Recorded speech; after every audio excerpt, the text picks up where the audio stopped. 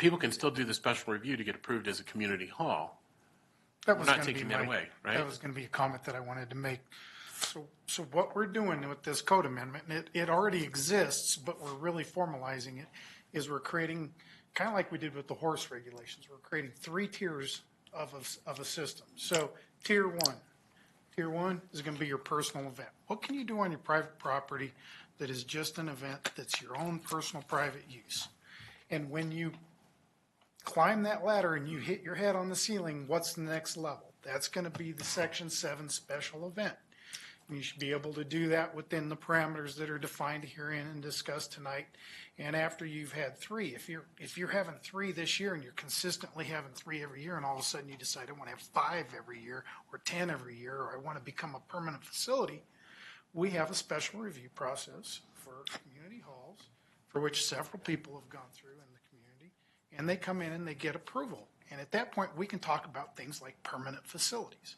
Because keep in mind, a special event's a temporary event. They don't put in permanent bathrooms. They don't have permanently running water. They don't have all those permanent fire protection and access standards and those things. These are all kind of just thrown together at a minute.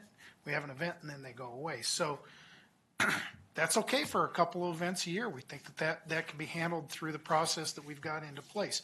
But if it's going to be more frequently and happen more than that in a year, we think that the standards of the code need to be evaluated, as was spoken to just a few minutes ago. We ought to apply water standards. We ought to have it looked at by the fire district. We need to have sheriffs look at it. We need to have engineering look at it to see if the roads serving the area are adequate for the type of traffic that's going to be generated. And that's the intent of the community hall process. And based upon the results of that, you usually come out with a certain number of events that you're approved for. One of the big concerns we had was, as one of the property owners is here tonight, is we approved, I'm going to just use the name, Bingham Hill Event Center up on Bingham Hill, and literally that property owner could have withdrew his application and came in under the current special events application and had more events on his property with less restriction. And I don't think that after going through that whole evaluation process that we went through over the years, that was ever anybody's intent to want to do that. So I think that speaks loudly to why we're changing this regulation. All right. Thanks, Matt. Commissioner Johnson. So